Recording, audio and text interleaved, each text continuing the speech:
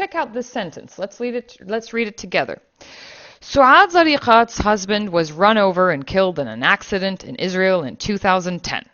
In the early hours of December 2nd, 2015, Israeli forces arrived at her home near Hebron, Al-Khalil, and arrested her. She was handed a screenshot of a Facebook post featuring a picture of her husband with the text, "May God unite us in heaven." Following the interrogation, Zariqat was issued with a 4-month administrative detention order. Her detention was subsequently prolonged for an additional 4 months. Most of the material in administrative detention is confidential, and neither the file nor the indictment is shown to the defendant. So they throw them in jail for sharing a picture of their killed relative with a grieving message. They don't show them the indictment, and their jail sentence is indefinitely renewed. And what do they do to them in this jail? Highlights again. This is an article just from last week. Palestinians detained at Israeli prison report severe violence and abuse by guards. Read the highlighted part. I'm in a cell with an 18-year-old child. If one of the guards catches him smiling, they take him to a blind spot the whole prison knows about. They took this kid there, they stepped on his head and chest, they tell people to spread their legs, and they kick them between the legs. So these children are killed, maimed, kidnapped, severely abused, and raped in Israeli jails, but then they're gaslighted about it. Take this teenager Mohammed Nazal, who was released on the 27th of November during that famous hostage exchange truce between Hamas and Israel. Both his hands were broken due to what he says was the beating he received by Israeli guards 8 days before his release. He was beaten so hard they broke both his hands, so he spent 8 days with no medical care with fractured hands inside the jail. When he was released and news of his abuse surfaced, the Israeli government called him, of course, a liar publicly on the official Israel Twitter account, saying, "Oh, when we released that liar, he had no bandages." But here is a shortened report by the BBC from November 30th, which proved that the Israelis are, as usual, lying. Mohammed says both hands were fractured in the assault 8 days before his release. Mohammed is still imprisoned by his injuries. Israel's prison service says Mohammed was examined by a doctor before release and that his claims are false. On the day he arrived back, a hospital in Ramallah confirmed that both his hands were fractured. We showed the x-rays to 2 UK doctors who confirmed the diagnosis. His medical report recommends admission to hospital and possible surgery. And to the doctors or geeks out there, here are some x-rays of Mohammed's hands. You can pause and take a look at them for yourself. So other than being the only country in the developed world that institutionalizes a shoot-to-kill children policy, other than being the only country in the developed world that tortures and breaks the arms and legs of children when in captivity with no conviction, Israel is also the only country in the developed world that tries children in a military court. A child gets arrested with any baseless accusation. He or she then gets violently interrogated without the presence of a lawyer or a parent.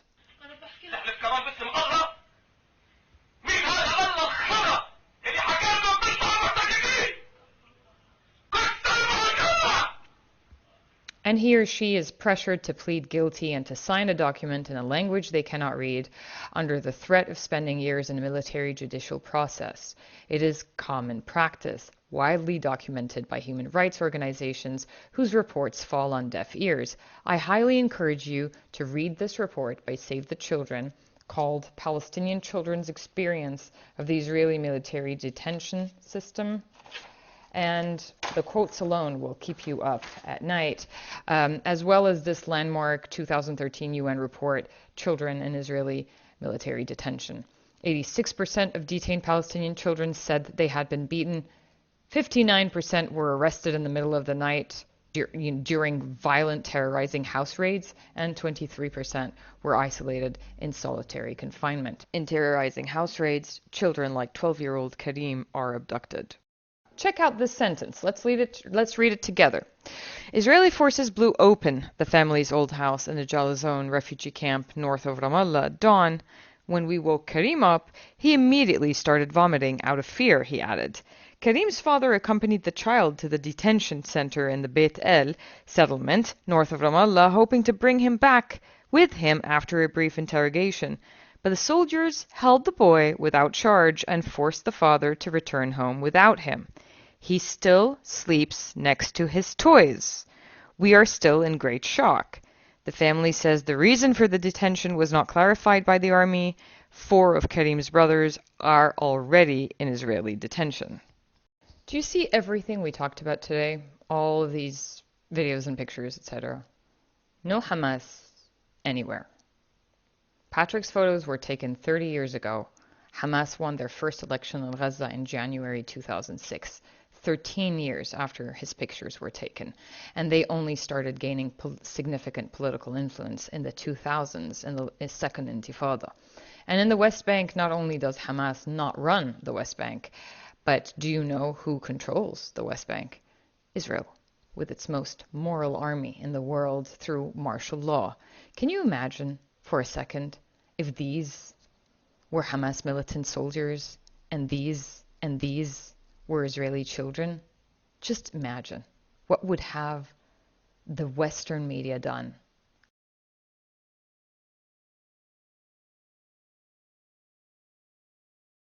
This is all on top of the more than 9,000 children that were butchered in Gaza just since October 7th, enduring the most violent deaths imaginable. Not to mention the estimated 2,000 children under the rubble, nor the 1,000-plus amputee children, nor the WCNSF, which stands for Wounded Child No Surviving Family, nor those that are currently alive and able-bodied but getting starved to death and deprived of water, medicine, warmth, and housing by Israel and the U.S. Not a single competent military general in the world would look you in the eye and tell you that a serious military tactic to get rid of an armed group is to drop 65,000 tons of bombs on a defenseless civilian population, half of whom are children, while simultaneously starving them. So now on to my conclusion. Why? Because none of this comes with a price tag. It is all for free. They don't pay for any of this. They don't pay for it financially. They don't pay for it legally, morally, reputationally, or politically. It is all for free. When the international world order permits a settler colonial state to go so violently rogue in its state terrorism, enough to allow itself the impunitive routine practice spanning decades to butcher children on purpose, and still be so uncomfortable to call for its accountability. When not only is there a lack of condemnation, they're not just silent like Amal Clooney and her husband and many of my Harvard classmates, but this international world order, with emphasis on the global north, is actively supporting this butchering, all under the most hoaxical guise of self-defense, despite the screaming evidence of Israel's heavily documented, relentless oppression against the most vulnerable communities.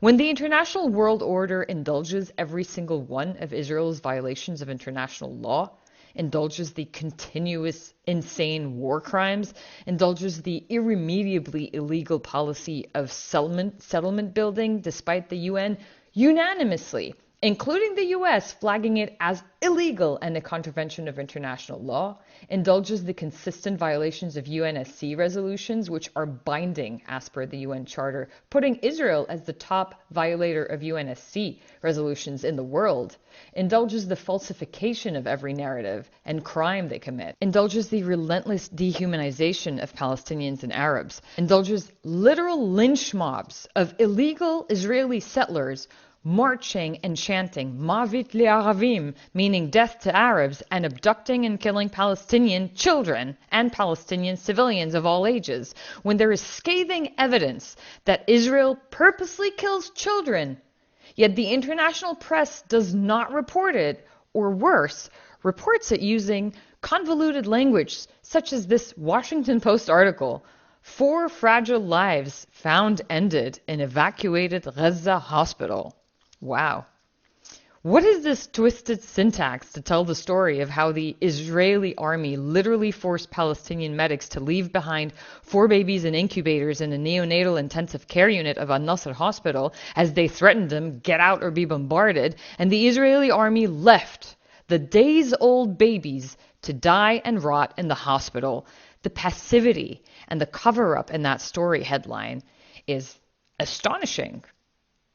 So when that's how the Western media reports on their crime, when the only thing the US officials know how to do is to regurgitate Israeli propaganda and lies, and does not even deign to mention the butchery of Palestinians happening not even once, what dystopian world have you created for my generation and the younger generations to possibly fix? We are observing the core of unmitigated and unbounded state terrorism, and this unbridled boundlessness guarantees a cyclical outcome whereby neither Israelis nor Palestinians are ever going to have security.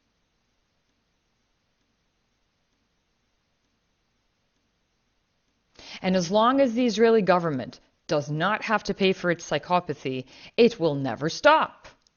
As long as the occupation is free of charge for the Israeli state, there will be no change. The U.S. pays for practically all of this, due to the long-standing U.S. bipartisan tradition of providing exorbitant free quantities of weaponry and aid to Israel, all funded by U.S. taxpayers, as well as unabashed political cover. It is literally cost-free for Israel to psychopathically oppress and occupy the Palestinians. It is cost-free. The moment the Israelis start paying for the occupation and apartheid out of their own pockets, the moment they start paying for it politically and reputationally, questions will rise from within the Israeli community, and the occupation is bound to end. At the rate this is going, no one is going to win. It is crucial for people to grasp the profound impact of institutionalized state terrorism perpetuated by Israel. When impunity no longer shields their actions, internal pressure will drive necessary policy amendments. Holding them accountable will prompt a reckoning that they won't willingly endure. Let them pay for their crimes out of their own pocket. Trust me, they're not going to want to do that, and the occupation will end. And over time, the Zionist chapter of Jewish history will lose momentum because it contradicts the essence of Judaism, and history shows oppressive systems inevitably crumble. There has been nothing more refreshing than to see the rise of so many Reconstructionist Jewish voices, denouncing more than ever the madness of the Israeli government and the Zionist practices, as they so loudly declare that the most insulting antithesis to Judaism is the betrayal of one of its principal tenets, which is nonviolence. And I believe that future generations of the descendants of these Israelis who are committing those crimes will reflect with profound regret upon the actions of their forebears.